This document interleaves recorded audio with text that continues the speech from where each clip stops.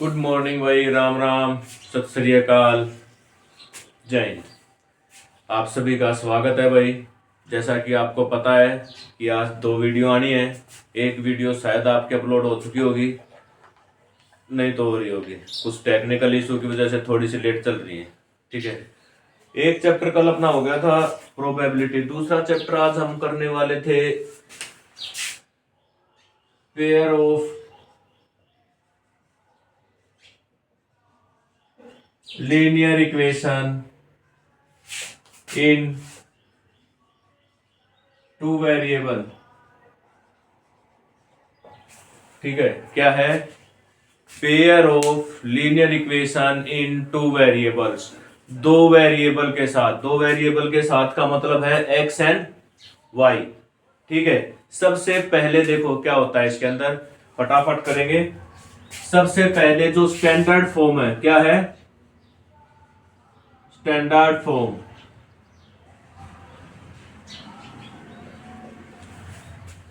Linear equation की दो variable में जो स्टैंडर्ड फॉर्म होती है वो होती है हमारे पास A X plus B Y plus C is equal to 0।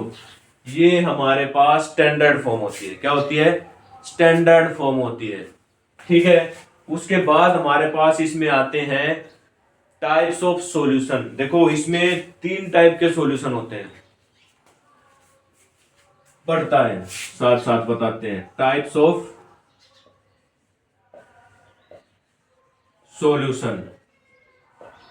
ठीक है, थ्री टाइप्स के सॉल्यूशन इसके अंदर बताए गए हैं। पहला सॉल्यूशन है यूनिक सॉल्यूशन। क्या है? Unique solution. ये सॉल्यूशन तब होता है जब लाइंस एक जगह इंटरसेक्ट करती हैं। क्या करती हैं? इंटरसेक्ट करती हैं। जब लाइंस इंटरसेक्टिंग होती हैं तो यूनिक सॉल्यूशन होता है। ठीक है, अभी आगे बताऊंगा कैसे कैसे होता है, तुम बस याद रखना, इसको नोट करना। दूसरा होता है मैनी सॉल्यूशन, यानी कि इनफाइनाइट सॉल्यूशन। क्या होता है? Many solution. ठीक है, मैनी सॉल्यूशन का मतलब ये है यहां पर कि जो इक्वेशंस होंगी उनके बहुत सारे सॉल्यूशन होंगे, उनके अंदर आप कुछ भी पुट करोगे वो आपका आंसर आएगा।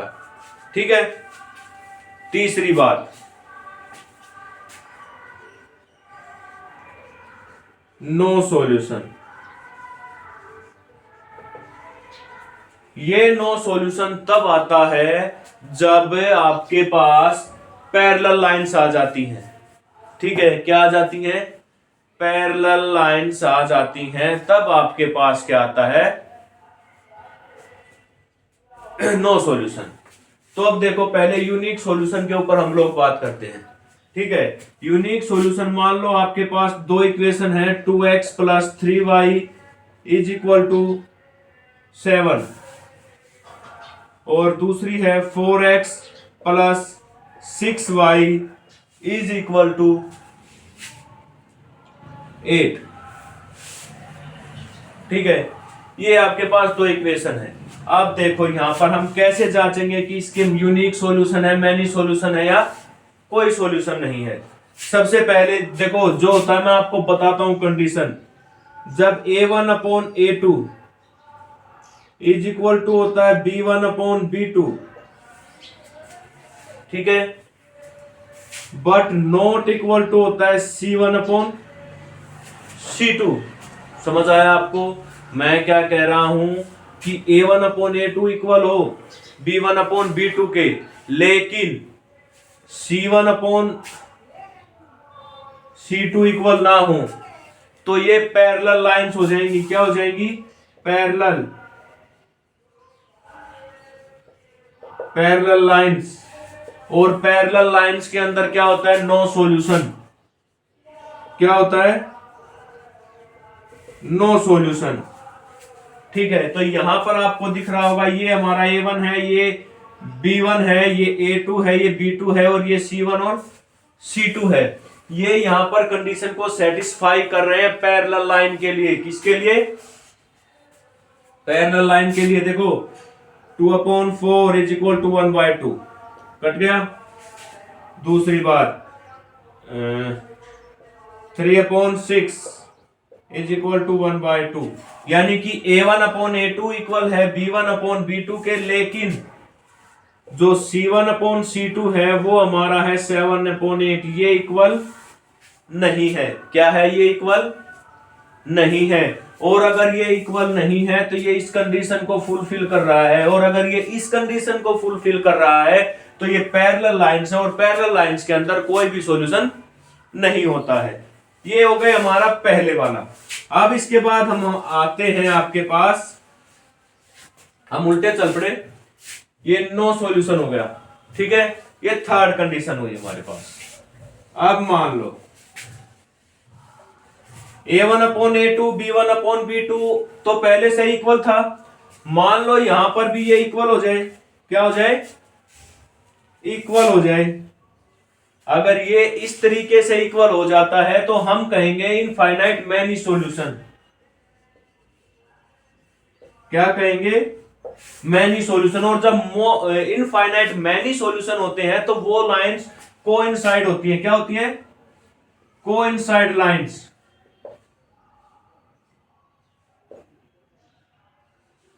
कोइंसाइड लाइंस, जैसे यहां पर आई थी पैरेलल लाइंस,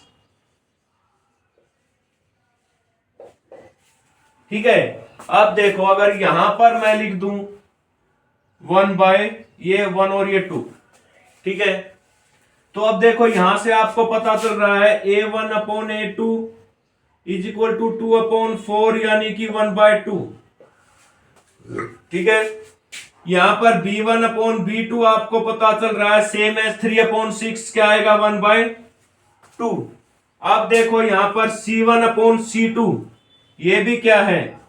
1/2, यानी कि तीनों चीजें इक्वल है। A1/A2 equal to B1/B2 equal to C1/C2। तो ये इस कंडीशन को फुलफिल कर रहे हैं, और जब ये इस कंडीशन को फुलफिल कर रहे हैं यानी कि एक कोइंसाइड लाइंस है, सभी पॉइंट, मान लो एक लाइन यहां से जाएगी तो दूसरी लाइन भी इसके ऊपर से ही जाएगी, सभी पॉइंट एक ही लाइन के ऊपर होंगे दोनों के, ठीक है। इसका मतलब ये है कोइंसाइड लाइंस का, ठीक है। और कोइंसाइड लाइंस के अंदर क्या होते हैं? मैनी सॉल्यूशन होते हैं। आप कुछ भी उसके अंदर पुट कर लो, वो सभी आपको सॉल्यूशन देंगे। अब मान लो, देखो मैं क्या कहता हूं, ये पहले तो ये दोनों इक्वल थे। अब मान लो A1/A2 नॉट इक्वल टू हो जाए B1/B2 के, ठीक है। देखो हम पहले ही जांच करेंगे, अगर ये इक्वल नहीं हुआ, यहीं पर नहीं हुआ, तो यहां पर हमारा क्या हो जाएगा? Unique solution. Unique solution. Unique solution का मतलब है कोई एक ही सॉल्यूशन होगा बस उसका, ठीक है। तो वहां पर जो लाइनें होंगी वो किसी एक ही पॉइंट पर कट करेंगी, ठीक है। इसका मतलब ये है, यूनिक सॉल्यूशन का मतलब है दोनों लाइनें किसी एक ही पॉइंट के ऊपर कट करेंगी, ठीक है। यूनिक सॉल्यूशन, यूनिक सॉल्यूशन का मतलब होता है इसमें लाइनें होती है इंटरसेक्टिंग। क्या होती है? इंटरसेक्ट। लाइंस क्या करती हैं? इंटरसेक्ट करती हैं, एक दूसरे को काटती हैं। इंटरसेक्ट क्या करती हैं? इंटरसेक्ट करती हैं, एक दूसरे को काटती हैं। ये आ गए हमारे पास टाइप्स ऑफ सॉल्यूशन। अब मान लो इसको यहां पर मैं कर दूं 3/4, तो यहां पर आ जाएगा 3/4। यहां पर A1/A2 नॉट इक्वल टू है B1/B2 के, और जैसे ही आपके पास आ जाए A1/A2 not equal to B1/B2, तो वहीं पर हम कहेंगे कि इसके यूनिक सॉल्यूशन है, कोई भी एक सॉल्यूशन होगा। लाइंस क्या है? इंटरसेक्ट करेंगी, इंटरसेक्टिंग लाइंस हैं, ठीक है। समझ आ गया सभी को? ये टाइप्स ऑफ सॉल्यूशन सभी को समझ आए? डन। अब मैं आगे बढ़ूं, देखो आगे जब हम सॉल्यूशन करेंगे, ठीक है, तो उसमें ये बातें याद रखनी है आप लोगों को। डन। चलो आगे चलते हैं। उसके बाद आता है method of solutions. Methods of solution, ये क्या थे? Types of solution. कितने प्रकार के टाइप होते हैं इक्वेशन सोल्व होने के? ये 3 टाइप होते हैं। इंटरसेक्ट होती हैं, पैरेलल लाइंस होती हैं, एक कोइंसाइड होती हैं, यानी कि मैनी सॉल्यूशन होते हैं, कोई एक सॉल्यूशन होता है या फिर सॉल्यूशन होता ही नहीं है। तो आपको ये याद रखना है, पेपर में कई बार आ जाता है सीधी इक्वेशन दे देते हैं, बताओ किस टाइप का सॉल्यूशन है, तो उसमें आपको सीधा सीधा a1/a2 b1/b2 c1/c2 रख के पता करना है कि किस टाइप का सॉल्यूशन है। ठीक है, अब यहां पर हम करेंगे मेथड्स। क्या करेंगे? Methods of solution. देखो भाई, जैसा कि यहां पर था हमारे पास 3 टाइप्स थी सॉल्यूशन की, वैसे ही मेथड भी 3 है सॉल्यूशन के। सबसे पहले elimination.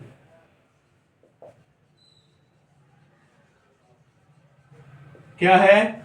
Elimination method. Done. Elimination method के अंदर क्या होता है, मान लो आपके पास 2 इक्वेशन है, जैसे कि यहां पर x plus 5y is equal to 8 और मान लो x plus 3y is equal to 7। ये 2 इक्वेशन है आपकी।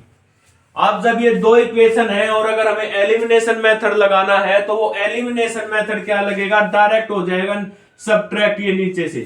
ठीक है, दोनों इक्वेशन लिखेंगे, x से x कट जाएगा, 5 minus 3 is equal to 2y is equal to 1 और y इज इक्वल टू 1/2। ठीक है, ये हमारे पास इक्वेशन 1 है, ये हमारे पास इक्वेशन 2 है। डन। अब ये जो y की वैल्यू आ गई, इसको कहीं भी आप रख देना। मान लो इक्वेशन 1 में जब इसको हम पुट करेंगे तो x plus 5y is equal to 8, तो x प्लस 5 मल्टीप्लाई 1/2, क्योंकि y की वैल्यू कितनी 1/2, तो ये कितना हो गया 5/2 इज इक्वल टू 8। तो x की वैल्यू क्या आ जाएगी, x is equal to 8 minus 5/2, तो 2 को एलसीएम ले लेंगे तो x की वैल्यू आ जाएगी 16 minus 5 is equal to 11/2। Done. Very good. इस तरीके से एलिमिनेशन मेथड लगता है, जिसमें सीधा सीधा x और y की वैल्यू आपको निकालनी होती है। अब देखो दूसरा मेथड। सेकंड मेथड आपका होता है सब्स्टिट्यूशन मेथड। क्या होता है? Substitution method. सब्स्टिट्यूशन मेथड के अंदर आपको ये पहला, ये दूसरा, सब्स्टिट्यूशन मेथड। जो सब्स्टिट्यूशन मेथड है, उस मेथड के अंदर आप लोगों को क्या करना है कि मान लो आपको 2 इक्वेशन दे दी गई हैं, x plus 2y is equal to 10। ठीक है, और एक इक्वेशन दे दी गई है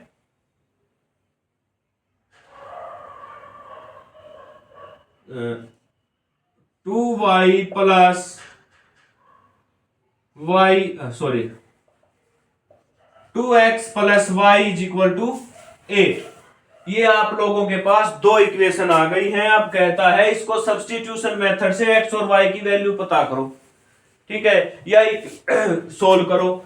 तो सब्स्टिट्यूशन मेथड का मतलब होता है कि इन दोनों में से कोई भी एक इक्वेशन हम लेंगे। ये इक्वेशन नंबर 1 है, ये इक्वेशन नंबर 2 है। तो आप लोग मान लो इक्वेशन नंबर 2 आपने ले ली, फ्रॉम इक्वेशन 2। ठीक है, इक्वेशन 2 हमारे पास क्या है, 2x plus Y is equal to 8।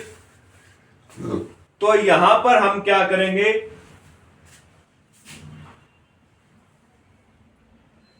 तो 2x क्या हो जाएगा 8 माइनस वाई,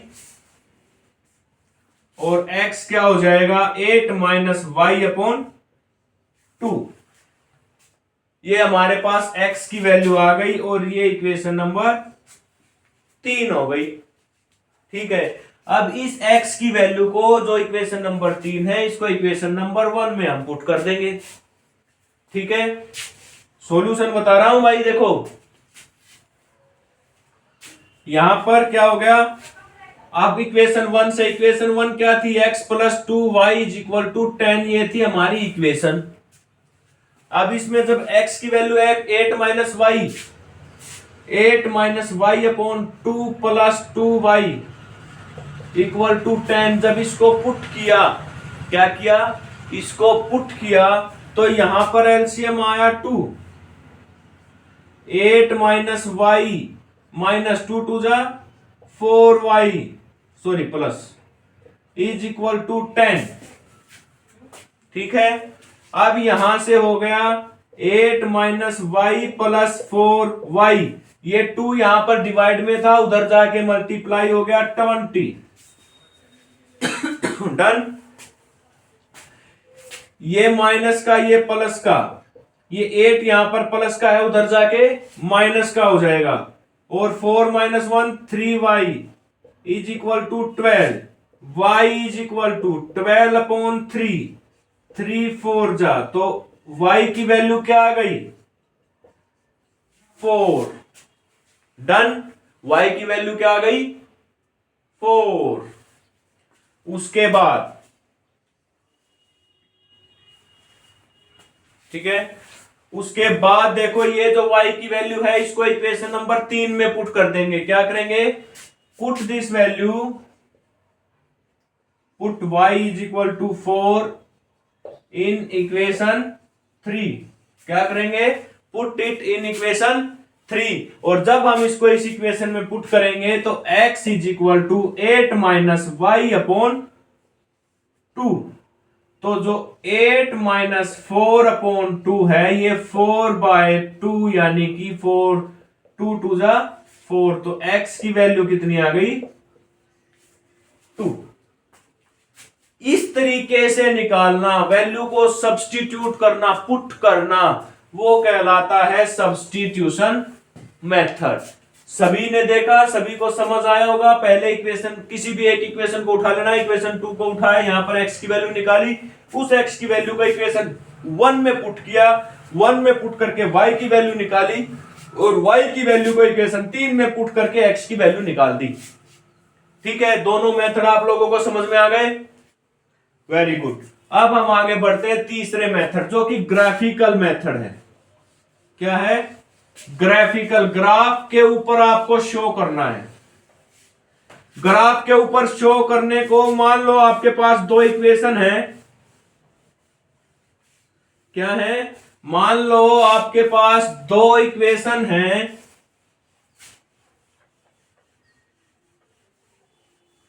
और उन इक्वेशन के सॉल्यूशन को क्या करना है, ग्राफ के ऊपर शो करना है, ग्राफिकली सोल्व करना है उसको। जब हमें ग्राफिकली सोल्व करना होता है तो हम x और y की वैल्यू अपनी तरफ से पुट कर लेते हैं। क्या कर लेते हैं, पुट कर लेते हैं। ठीक है, और फिर उसको ग्राफ के ऊपर शो कर देते हैं और लाइन खींच देते हैं, और फिर वो लाइन देखकर हम बता सकते हैं कि वो इंटरसेक्टिंग है कि नहीं। मान लो जैसे अभी था हमारे पास x plus 2y, third method है ग्राफिकल, सॉरी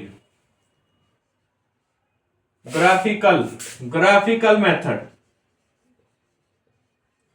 ग्राफ के ऊपर शो करेंगे। ठीक है, x plus 2y is equal to 10 था, एक हमारे पास था 2x प्लस y 8, यही दो इक्वेशन ले लो। ठीक है, एक बॉक्स बनाएंगे 4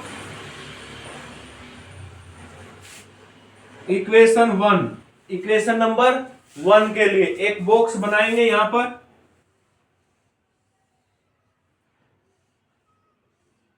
देखो वैसे तो दो वैल्यू ही बहुत होती है, ये x और ये y। देखो यहां पर है ना, अगर आप एक एक स्टेप और चलोगे तो इक्वेशन 1 को आप यहां पर लिख सकते हो x is equal to 10 minus 2y। ठीक है, लेकिन उसके लिए कोई जरूरत नहीं है। देखो ये x plus 2y is equal to 10, ये हमारी पहली इक्वेशन है। मान लो x को हम 0 पुट कर दें, क्या करें, put x is equal to 0। जब हमने x को 0 पुट किया, ध्यान से देखो, जब हमने x को 0 पुट किया है यहां पर, यानी कि 0 plus 2y is equal to 10, y is equal to 10/2 यानी कि 5। कितना आ गया y? 5। y कितना आ गया? 5। और जब हमने x दूसरी टाइम हमने जब y को 0 पुट किया, तो जब हमने y को 0 पुट किया तो क्या आया? इसके अंदर x प्लस 2y है, इसमें y को हमने 0 पुट कर दिया इक्वल टू 10, तो ये पूरा 0 हो गया और ये 0 हो गया, तो x इज इक्वल टू कितना आ गया? 10। तो जब हमने y को 0 पुट किया तो x आ गया हमारे पास 10। ठीक है, लेकिन मान लो फिर हम क्या करें, x को 2 पुट कर दें। क्या कर दें? x को 2 पुट कर दें। 3 निकाल रहे हैं ना, वैसे 2 में भी काम चल जाता है, लेकिन मान लो तीसरी बार और आ जाओ, x को 2 पुट कर दिया। जब x को 2 पुट किया तो x plus 2y is equal to 10 है, तो 2 plus 2y is equal to 10 हुआ। 2y is equal to 10 minus 2 8 हो गया, और y इज इक्वल टू 8/2 यानी कि 4। तो y की वैल्यू क्या आ गई? 4। अब इसी तरीके से, क्या इसी सेम तरीके से इक्वेशन नंबर 2 के लिए एक और बॉक्स बनाएंगे। क्या करेंगे? एक बॉक्स और बनाएंगे। यहां बना लो ऊपर, एक बॉक्स और बनाएंगे इक्वेशन नंबर 2 के लिए। ये यहां पर x और ये यहां पर y। ठीक है, अब देखो क्या करेंगे, कहां इक्वेशन 2 ये रही, 2x प्लस y, ये यहां पर 1 खत्म हो गई। 4 इक्वेशन 2, जब हमने इसमें y को 0 पुट करेंगे या x को 0 पुट करेंगे, put x is equal to 0।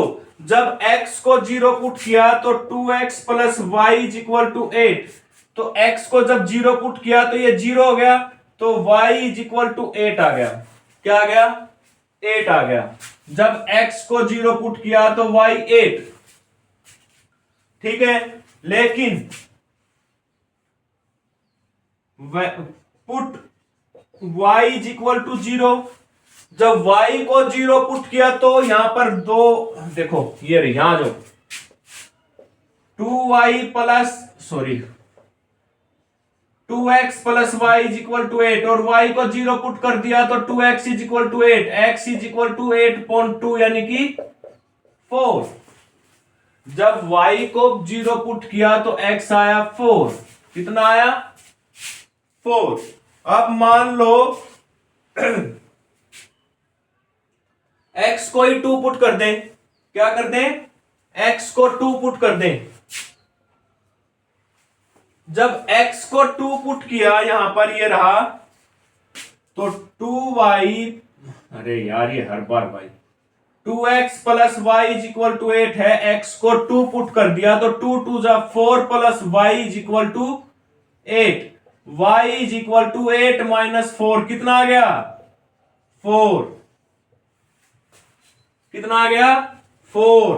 y is equal to 4। जब x को 2 पुट किया तो y कितना आ गया? 4। हमारे पास तीनों वैल्यूज आ गई। डन। इसको थोड़ा साफ कर दूं ताकि ग्राफ बन सके। डोंट माइंड, वहां पे लिखे हुए हैं सॉल्यूशन। फिर हम एक ग्राफ पेपर लेंगे। ग्राफ के ऊपर एक हॉरिजॉन्टल लाइन होती है, एक वर्टिकल लाइन होती है। जो लाइन सीधी लेटी होती है हॉरिजॉन्टल, ये एक्स एक्सिस, ये वर्टिकल वाली वाई एक्सिस। ठीक है, यहां पर होता है 0। अब हम यहां पर देखेंगे मैक्सिमम जा रहा है 10 तक। कहां तक? 10 तक। तो यहां पर हम ले लेंगे 1 2 3 4 5 6 7 8 9 और 10। ठीक है, ऐसे ही हम ऊपर की तरफ भी लेंगे। y में मैक्सिमम कौन सा जा रहा है? 8। 1 2 3 4 5 6 7 8। 10 तक लेके जाने चाहो तो 10 तक लेके जा सकते हो 9। इस तरफ पॉजिटिव आएंगे, इस तरफ भी पॉजिटिव, लेकिन इधर नेगेटिव। -1 -2 -3 -1 -2 -3। हमारे पास माइनस की कोई वैल्यू नहीं है, तो बस 3 तक ही हम लेके छोड़ देंगे। यहां हम लिखेंगे 1 2 3 4 5 6 7 8 9 और 10। ये है हमारे पास 1 2 3 4 5 6 7 8 9। ये -1 -2 -3, ये -1 -2 -3। ये y एक्सिस है, ये x एक्सिस है। ठीक है, अब देखो हम पहले वाली इक्वेशन को पहले रखेंगे।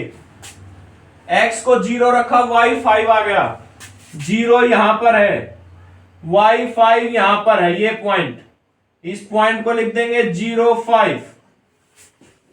ठीक है, क्या लिख देंगे? 0 5। x वाले पॉइंट को पहले रखते हैं, y वाले को बाद में। जब हमने y को 0 रखा तो x कितना आ गया? 10। ये आ गया। तो ये वाला पॉइंट है 10, 0। ठीक है, क्या पॉइंट है? 10, 0। अब तीसरे में देखो, जब हम x को 2 रखते हैं, ये रहा, क्या रखते हैं? 2। तो y कितना हो जाता है? 4। यहां, सॉरी यहां। ठीक है, तो ये पॉइंट है हमारा 2, 4। ये यहां पर बना, ये रहा।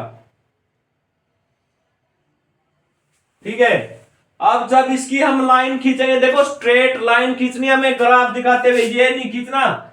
ये तो मैंने सिर्फ आपको ये बताने के लिए बताया कि पॉइंट कहां पर आया। जब हम इन्हें मिलाएंगे, ये देखो, ये इससे मिलेगा और ये आगे बढ़ता हुआ यहां पर 10 से क्रॉस कर जाएगा, ये यहां से आगे निकल जाएगा। ठीक है, इस तरीके से ये हमारी लाइन हो गई x + 2y = 10। ये हमारी इक्वेशन है और ये इसका सॉल्यूशन है। अब हमारे पास दूसरे वाली के देखो, जब हमने x को 0 रखा तो y कितना? 8।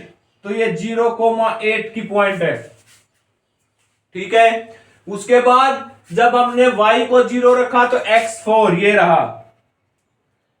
तो ये 4,0 का पॉइंट है। किसका है? 4,0 का पॉइंट है।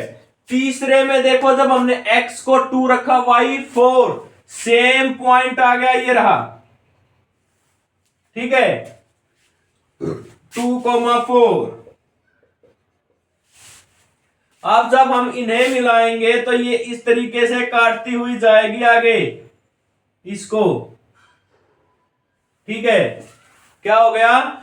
ये काटते हुए गई, मतलब इंटरसेक्टिंग हो गई। और इंटरसेक्टिंग का मतलब यूनिक सॉल्यूशन सिर्फ एक। यहां पर हम लिख देंगे 2x + y = 8। ये इक्वेशन है हमारी इस पे। ठीक है, समझ आया सभी को?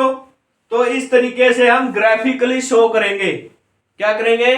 ग्राफिकली शो करेंगे। डन। उसके बाद कुछ क्वेश्चन जो है स्टेटमेंट की, उसमें आ जाते हैं। किसमें आ जाते हैं? स्टेटमेंट के वे में आ जाते हैं। तब तक आप लोग इसको देखो। स्टेटमेंट का जो वे होता है वो भाई बहुत ही सिंपल होता है।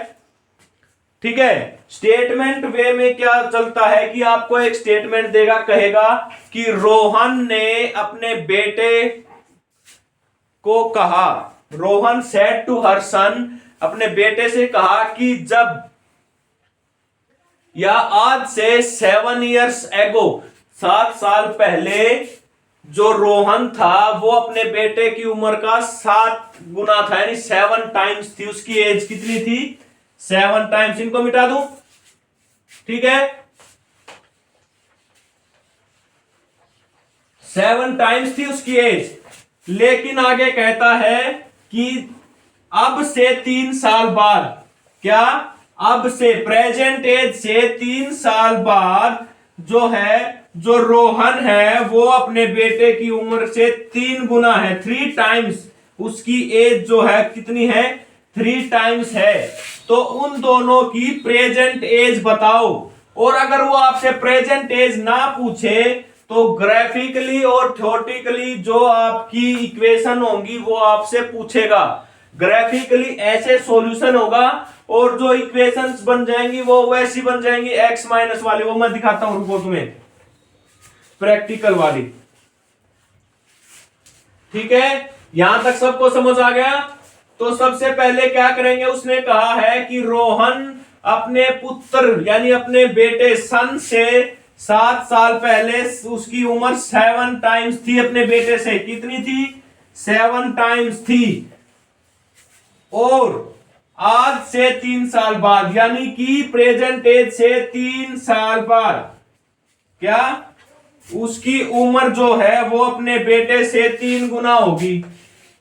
क्या होगी, 3 टाइम्स हो गई। और अगर वो 3 टाइम्स हो गई तो क्या करेंगे, लेट रोहन्स प्रेजेंट एज मान ली एक्स। क्या मान लिया, एक्स। रोहन के बेटे की सन की प्रेजेंट एज मान ली वाई। क्या मान ली, वाई।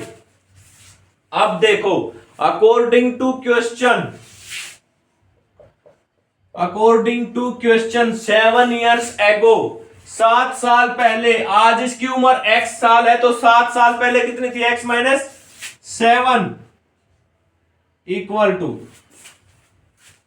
इसकी आज की उम्र वाई ईयर्स है तो 7 ईयर पहले कितना था, वाई माइनस 7। समझ आ गया। लेकिन वो कहता है कि ये जो है रोहन ये इससे 7 टाइम्स है। ठीक है, जब हम इनको इक्वल रखते हैं तो वो कहता है कि 7 ईयर्स एगो जो रोहन था वो अपने बेटे की उम्र से 7 टाइम्स था। तो ये तो पहले से ही 7 टाइम्स है। इनको इक्वल करने के लिए क्या करेंगे, उसके बेटे को 7 से मल्टीप्लाई कर देंगे। अब ये दोनों इक्वल हो गए क्योंकि ये तो पहले से ही 7 टाइम्स था, इसको भी 7 से मल्टीप्लाई कर दिया। अब इसको सोल्व कर दो। x minus 7 is equal to 7y minus 49। Is it right और नॉट राइट। जब इन दोनों को हम इस तरफ उठा के लेके आएंगे तो x minus 7y minus 7 plus 49, ये आपको समझ आया। जो माइनस का था वो प्लस हो गया, जो प्लस था वो माइनस हो गया, इक्वल टू के साइन से इधर आए। ठीक है, x माइनस 7y, इसमें से इसको माइनस क्या कितना आया, 42 प्लस का, क्यों, क्योंकि प्लस वाले के साथ, बड़े वाले के साथ प्लस का साइन था। ये आ गई इक्वेशन नंबर 1। क्या आ गई, इक्वेशन नंबर 1। देखो इसको ऐसे भी लिख सकते हो, x minus 7y is equal to minus 42। ये प्लस का है, उधर जाएगा माइनस हो जाएगा। ठीक है, एक इक्वेशन हमारे पास ये आ गई। ठीक, ये भी कह सकते हो, ये भी कह सकते हो। अब दोबारा अकॉर्डिंग टू क्वेश्चन, क्या, दोबारा से अकॉर्डिंग टू क्वेश्चन, उसमें क्या कहता है कि 3 साल बाद, आज से प्रेजेंट एज से 3 साल बाद, तो प्रेजेंट एज से 3 साल बाद का मतलब है x plus 3 equal to Y plus 3। लेकिन यहां पर जो पिताजी है वो 3 टाइम्स है, पहले से ही 3 टाइम्स है, तो इसको भी क्या कर देंगे, 3 टाइम्स। अब जब ये 3 टाइम्स हो गया तो x plus 3 is equal to 3y plus 9। Is it right और नॉट राइट। y को इधर ले आएंगे, x minus 3y is equal to, ये 9 पहले से था, ये प्लस था, माइनस हो गया, 9 माइनस 3 6। ये इक्वेशन नंबर 2। समझ आया सभी को। Very good. अब देखो आपकी जो थ्योरेटिकली इक्वेशन रिप्रेजेंटेशन है वो हो गई दोनों की, ये रही जो थ्योरेटिकली रिप्रेजेंटेशन है वो आपकी हो गई x minus 7y is equal to -42 और दूसरे वाली हो गई x minus 3y is equal to 6। अब देखो अगर वो कहता है कि सिर्फ रिप्रेजेंट करना है, क्या करना है, सिर्फ रिप्रेजेंट तो आप यहीं पे छोड़ देंगे।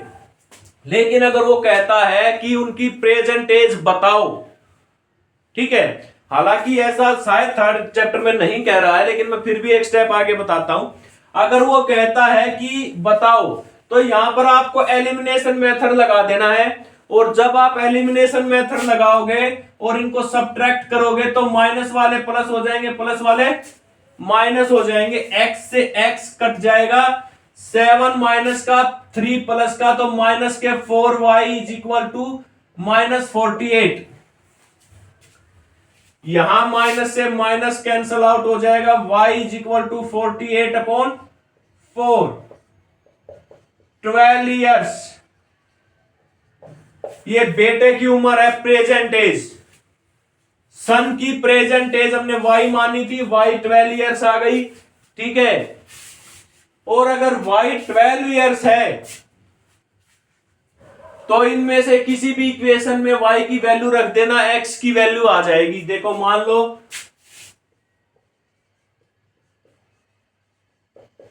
Put this value in equation 1, ठीक है। इक्वेशन 1 के अंदर जब हम पुट करेंगे तो इक्वेशन 1 हमारे पास थी x minus 7y is equal to -42। जब हम इसके अंदर 12 को पुट करेंगे y, x minus 7 multiply 12 is equal to -42, 12 7 जा 84, x minus 84 is equal to -42, तो x इज इक्वल टू -42, ये इधर माइनस है उधर जाएगा प्लस हो जाएगा 84 यानी कि 42। x की वैल्यू क्या आ गई, 42, यानी कि पिताजी की प्रेजेंट एज जो है वो 42 इयर्स है, ठीक है, समझ आया। अब देखो ये तो बात थी अगर वो आपसे एज पूछे, इसको ध्यान से देख लो, मैं इसको रब करूंगा उसके बाद ग्राफिकली समझाएंगे। सभी को समझ आ गया? नहीं आया तो वीडियो को फिर से बैक करके देख लेना। उसके बाद अगर वो उनकी एज ना पूछे, एज पूछे तो ठीक है निकाल दी, अगर एज ना पूछे और एज पूछ के बाद में क्या कहे कि ग्राफिकली भी इनको शो करो लाइंस को, थ्योरेटिकली यहां पर हो गया हमारे पास एज भी निकल गई, मान लो एज नहीं निकलवा रहा, कह रहा है ग्राफिकली भी शो करो। अब ग्राफिकली शो करने के लिए क्या है, ग्राफिकली शो करने के लिए आप क्या करेंगे, इसको मैं रब कर रहा हूं,